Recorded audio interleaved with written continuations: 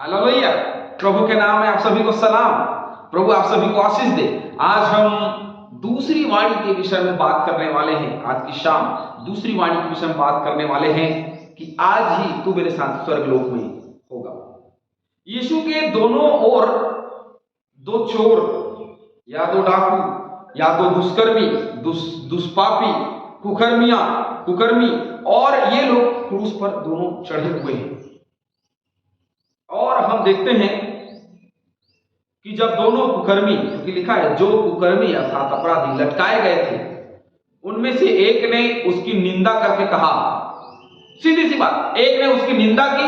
आज मसीही जीवन में ऐसे ही होता है, एक व्यक्ति उसकी निंदा करता है और दूसरा व्यक्ति उसकी महिमा करता है। दो प्रकार के लोग ही होते हैं, एक तो उसकी निंदा करने वाले लोग, एक तो उसकी महिमा करने वाले लोग। जैसे हम लोग हैं, हम उसकी महिमा करते हैं, ऐसा हमको लगता है, लेकिन कई बार अपने जीवन के उतार चढ़ाव में हम उसकी निंदा करने लगते हैं, कई बार हम उसको ठट्ठे उड़ाने लगते हैं, कई बार ऐसे जगह में वचनों का इस्तेमाल करते हैं जहां पे वचन का इस्तेमाल नहीं करना चाहिए, क्योंकि वचन ही तो यीशु है।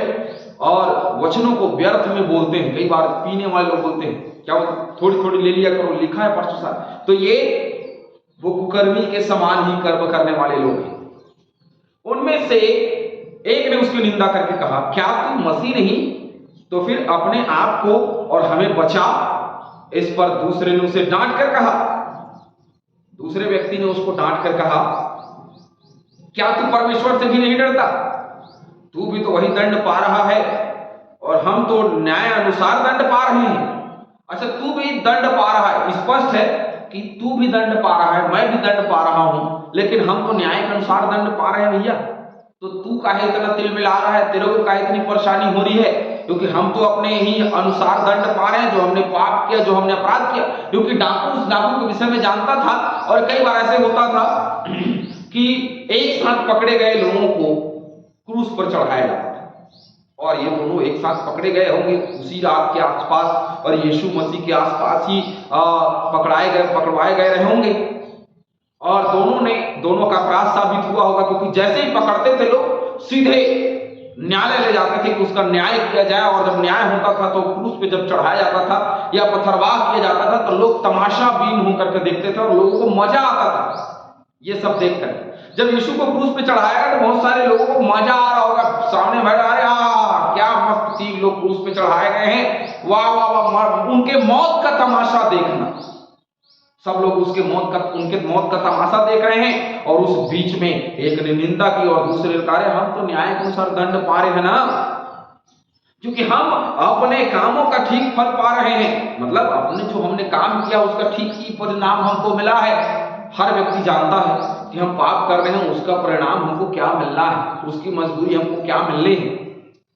लेकिन जो दूसरी जो वाणी उद्धार से संबंधित है। हालेलुया। पहले वाणी को हमने देखा था क्षमा के रूप में, और दूसरी वाणी को उद्धार के रूप में हम देखते हैं। क्यों? पर इसने कोई अनुचित काम नहीं किया। उसने गवाही दी है कि यीशु मसीह ने कोई भी प्रकार से अनुचित कार्य नहीं किया है। अब एक व्यक्ति जो अनुचित कार्य करता है, वह कह रहा है, वह गवाही दे रहा है, एक दुष्ट व्यक्ति गवाही दे रहा है कि यीशु मसीह ने किसी भी प्रकार से कोई भी अपराध या कोई भी पाप नहीं किया। और आज हम मनुष्य जीवन में रहते हुए, मसीह यीशु को मानते हुए, ये गवाही नहीं दे पा रहे हैं कि यीशु मसीह ने कोई पाप नहीं किया। हम जो कर रहे हैं वो सही, हम जो कर रहे हैं, जो प्रचार है वो यीशु मसीह के प्रेम का प्रचार है। हम इतना नहीं कह पा रहे हैं, अपनी जिंदगी में व्यस्त हैं। लेकिन यीशु मसीह के बगल में जो चेला लटका हुआ है, उसने स्पष्ट रूप से कहा कि यह अनुचित रूप से दंड पा रहा है। तब उसने कहा, हे यीशु। अब इतनी गवाही हो गई, उसके बाद उसको उद्धार के विषय में मालूम पड़ा कि उद्धार भी मुझे चाहिए। अभी तक मैं दुष्ट हूं, पापी हूं, पापी हूं, मैंने बहुत लोगों को मारा, कूटा, लूटा है, लेकिन आज एक समय है, उसने अवसर को बहुमूल्य समझा। मरने से पहले उसने अवसर को बहुमूल्य समझा। लूका 23 और 39-43 के बीच में इन वचनों को हम पाते हैं। तो बहुत अच्छा अवसर उसको मिला कि वह अपने पापों से अंगीकार कर ले। उसने कहा कि हम तो उसी प्रकार से दंड पा रहे हैं जो हमको मिलना चाहिए था, और वो दंड हमको मिला है, और इसमें कोई दो मत की बात ही नहीं है कि हमको दंड मिलना नहीं चाहिए था, हमको दंड मिलना चाहिए था। ये स्पष्ट बात है। जब तू अपने राज्य में आए तो मेरी सुधि लेना, और स्पष्ट रूप से उसने कहा जब तेरा राज्य आएगा तो क्या करना, मेरी सुधि लेना, मेरी चिंता करना। जब तू अपने राज्य में आएगा तो मेरी सुधि ले लेना। और सिर्फ इसने ये नहीं कहा कि मुझे स्वर्ग ले जाना, उसने ये कहा कि प्रभु जब तेरा राज्य आएगा, वो अंगीकार है मेरा प्रभु, अंगीकार ये है मेरा प्रभु कि मैंने तो पाप किया है, हम तो पापी और दुष्ट हैं, लेकिन जब तेरा राज्य आए तो मेरी सुधि ले लेना। उसने उससे कहा मैं तुझसे सच कहता हूं कि आज ही तू मेरे साथ स्वर्गलोक में। कुछ बातों को हम देखेंगे।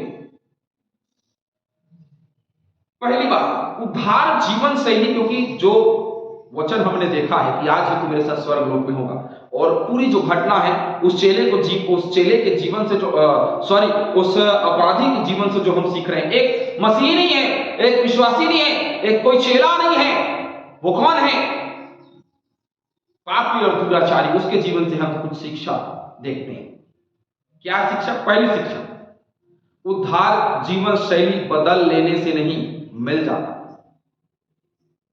उद्धार जीवन शैली बदल देने से नहीं मिल जाता, क्योंकि चोर के पास इतना समय नहीं था कि अपने जीवन शैली को जाता और बदल लेता। हम अपने जीवन शैली को बदलने का प्रयास करते हैं, जीवन शैली को बदलने का प्रयास करते हैं, और जीवन शैली बदलती नहीं। क्यों नहीं बदलती? क्योंकि हमने अवसर को बहुमूल्य नहीं समझा, और उसने अवसर को बहुमूल्य समझा और झट अपने जीवन को बदल लिया। जीवन शैली नहीं बदलनी है, पूरे जीवन को ही बदल देनी है। मैं जीवन शैली बदलता, सुबह प्रार्थना, शाम को प्रार्थना, संडे आराधना, और ये 40 दिन का उपवास, और ये 6 दिन का दुख भोग सप्ताह मनाना, क्रिसमस मनाना। मैं जीवन शैली को बदलता मसीह यीशु में आने के बाद। तो ये बदलाव नहीं चाहिए मसीह यीशु, बदलाव चाहिए मन में।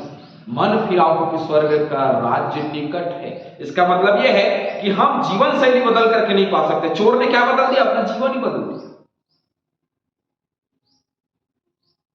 और जो जीवन बदलेगा उसका जीवन बचाया जाएगा, और जिसका जीवन नहीं बदलेगा उसका जीवन नहीं बचाया जाएगा। दूसरी बात, उद्धार पापियों की प्रार्थना दोहराने से नहीं मिल जाता।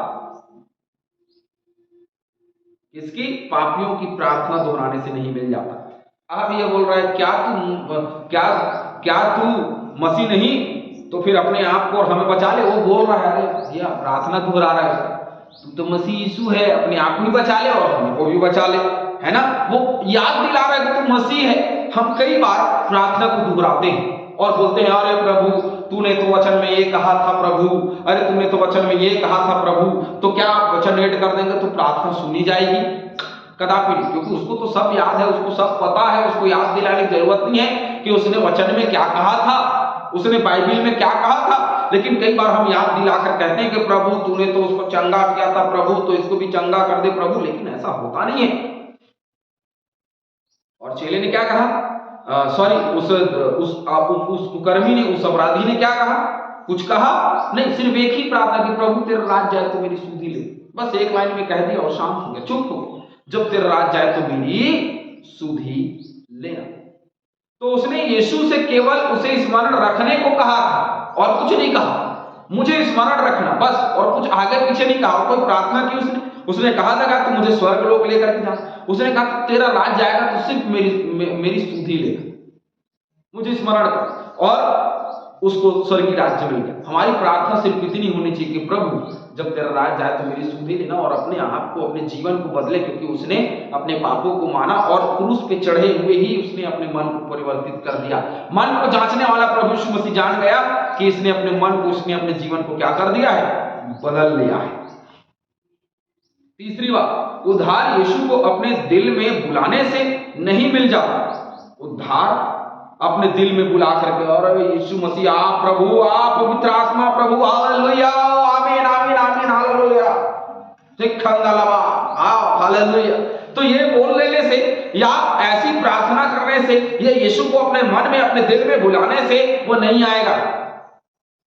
तो कैसे आएगा? अपने हृदय को परिवर्तित करने से आएगा, क्योंकि उद्धार हृदय को परिवर्तित करने से मिलता है। जो उद्धार इसको मिला है वो उसके हृदय के परिवर्तन के साथ मिला है, क्योंकि उसको ना जीवन जीने की शैली थी उसके पास, न ही कोई प्रार्थना को दोहराने का समय था, न ही यीशु को अपने मन में अपने हृदय में बुलाने का समय था।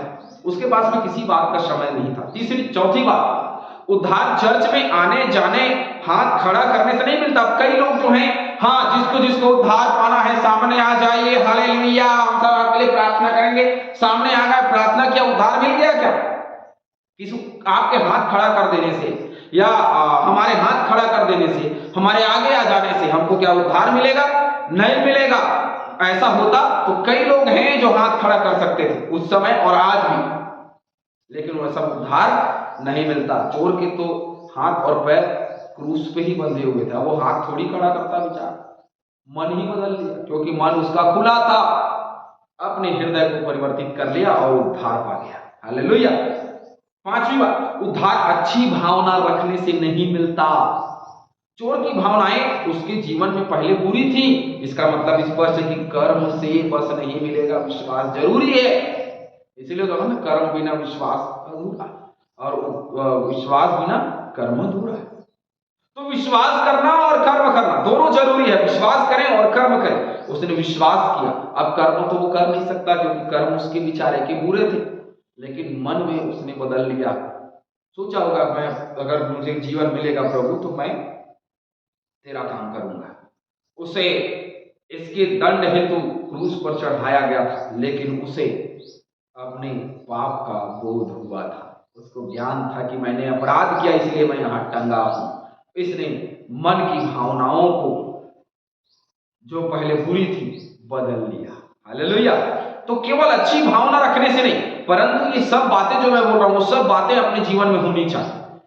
और अंतिम और आखिरी बात, चर्च सदस्यता या बपतिस्मा लेने से उद्धार नहीं होगा। कई लोगों का मानना है कि भाई हम बपतिस्मा ले लेंगे तो हमारा उद्धार हो जाएगा, हम चर्च चले जाएंगे तो हमारा उद्धार हो जाएगा। ऐसा बिल्कुल भी नहीं, ऐसा मत सोचिए। प्रेरितों के काम 16:31 में लिखा है, उन्होंने कहा प्रभु यीशु मसीह पर विश्वास कर तो तू और तेरा घराना उद्धार पाएगा। विश्वास जरूरी। उसने यीशु मसीह पर विश्वास किया कि जब तेरा राज्य आए, इसका मतलब यह कि उसका राज्य आएगा। ये उस पर छाप थी जो वो क्रूस पर चढ़ा है उस व्यक्ति की। उसने छाप दिया था कि जब तू आए, जब तेरा राज्य आए तो मेरी सुधि लेना। इसका मतलब पता था कि उसका राज्य एक न एक दिन आने वाला है, और जब उसका राज्य आएगा तो उसकी सुधि ली जाएगी। अपने पूरे मन से यीशु पर विश्वास रखना बहुत जरूरी है, और अपने आप को उसके रक्त, उसके लहू, उसकी धार्मिकता के द्वारा अपने पापों से मुक्ति दे और अपने पापों को धो ले, जैसे क्रूस पर चढ़े हुए चोर ने विश्वास किया था और विश्वास करके उद्धार पा लिया। आज समय है दूसरी वाणी में, जैसे हमने सीखा है कि आज समय है कि हम सब मसीह यीशु के लहू में अपने हाथ को धो लें, अपने जीवन को धो लें, अपने आप को धो ले, शुद्ध कर ले, पवित्र कर ले और अपने हृदय को परिवर्तित कर ले। तो प्रभु यीशु मसीह हमको भी यह बात कहेगा कि आज ही तू मेरे साथ स्वर्गलोक में होगा। प्रभु आशीष। आमीन।